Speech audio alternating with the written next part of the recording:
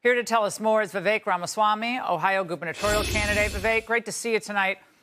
There are lessons that Republicans can learn from last night. In your view, from your vantage point, what's the biggest one?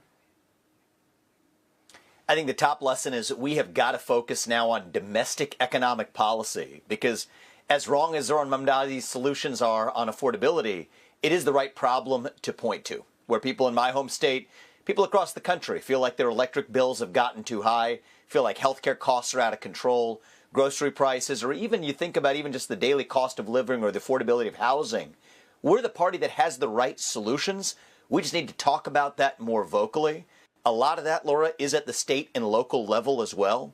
President Trump, he's done his part. You think about, he's sealed the border. He has secured international peace abroad. So many accomplishments in the first 9 months of his presidency. That alone would be an accomplishment for the history books. But now it's up to leaders at other levels to now address those domestic economic policy issues, particularly this issue of affordability. And I want to see the Republican Party to be the party that actually leads the way rather than just sweeping this under the rug. Well, that's the whole point of his effort to reindustrialize the United States. That's the whole point of the tariff agenda, the whole point of drill, baby, drill. And I think, you know, with a little bit of time, that's coming to fruition. But the Democrats are fighting that stuff tooth and nail. So the things that actually, and also bringing down interest rates, with Jerome Powell, of course, always drags his feet on. So all of that will help toward the affordability issue. And you also need Republicans who are willing to, you know, really be aggressive in Congress. And a lot of them are just, you know, waiting for Trump to rescue them. Look, I think we need to be aggressive at every level. You talk about the federal government to the states. What's the solution, Laura? Part of it's getting red tape out of the way. Too much red tape required to drill a new natural gas, either build a new natural gas pipeline or a new power plant. This is where the Trump administration has been outstanding at the federal level. Many states still have red tape along the way. Houses, we want more houses built, but there are land use restrictions that limit the construction of new homes. So we got to increase the supply of everything that matters. Democrats have constructed a lot of red tape for a long time, both under the Biden administration as well as at the state level. We need to unleash production of everything that matters. President Trump is setting that tone at the federal level, but it's not just up to him. You look at gubernatorial races, you look at that mayoral race in New York, it shows that a lot of these issues are going to have to be addressed also at the state and local level. That's where I want to see us lead as a party. Well, you know, Doge was all about cutting red tape, and all they did was fight Elon Musk tooth and nail. I mean, they fought him every step of the way. They demonized him. Cut red tape, demonize him. He's the richest guy ever. Demonize him. So, you know, you're up against that as well. I want to talk about one of the demographic groups that Republicans, you know, have traditionally struggled with. Female voters, 18 to 29. 84% voted for Mamdani. 79% voted Spanberger. 81% for Mikey Sherrill. Vivek, what the heck is going on with female voters, especially young female voters? Yeah. And you look at New York City, I mean, it was young voters across the board that went for Democratic Socialists. So you see it with young female voters, but I think it is true amongst young voters in general.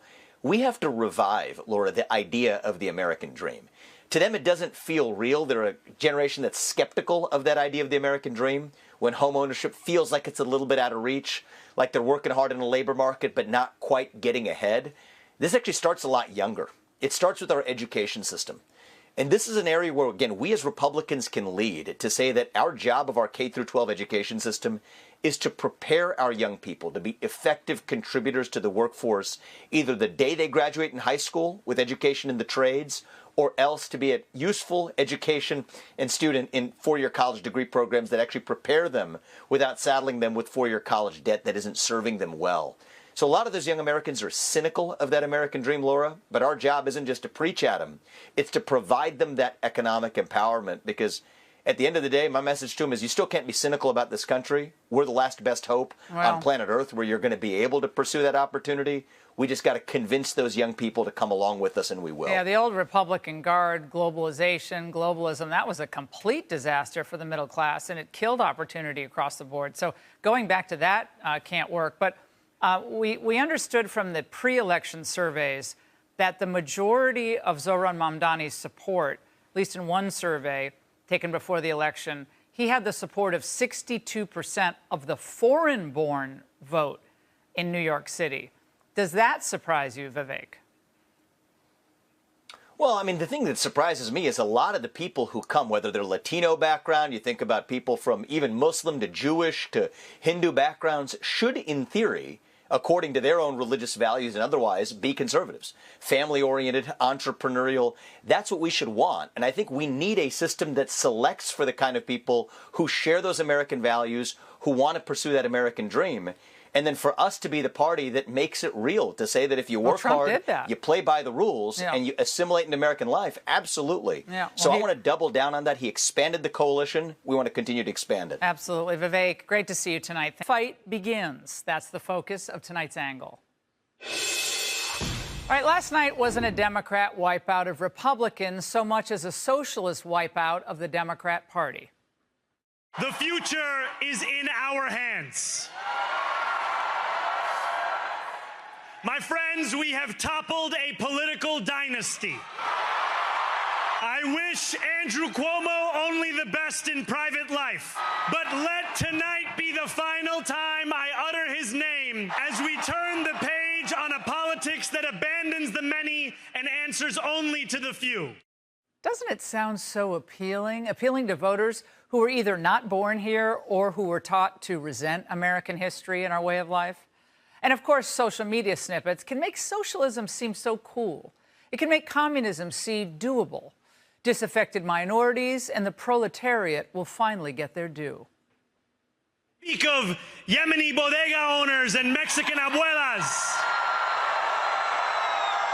Senegalese taxi drivers and Uzbek nurses, Trinidadian line cooks and Ethiopian aunties. This city is your city, and this democracy is yours too. Oh, how sweet. But peel back the onion, and Mamdani is just another seething leftist, acting out on his messianic mission of soaking the rich and hating on Trump. We will usher in a generation of change. And if we embrace this brave new course, rather than fleeing from it, we can respond to oligarchy and authoritarianism with the strength it fears, not the appeasement it craves. If anyone can show a nation betrayed by Donald Trump how to defeat him, it is the city that gave rise to him. This is not only how we stop Trump, it's how we stop the next one. So Donald Trump, since I know you're watching, I have 4 words for you. Turn the volume up. Weird. Doesn't sound like a mayor-elect. He sounded like he was pretending that he, not Kamala, was running against Trump last year. We will hold bad landlords to account because the Donald Trumps of our city have grown far too comfortable taking advantage of their tenants. We will put an end to the culture of corruption that has allowed billionaires like Trump to evade taxation and exploit tax breaks. Now, where did Mr. Genial, Mr. Approachable go? We told you not to believe his smiling socialist routine.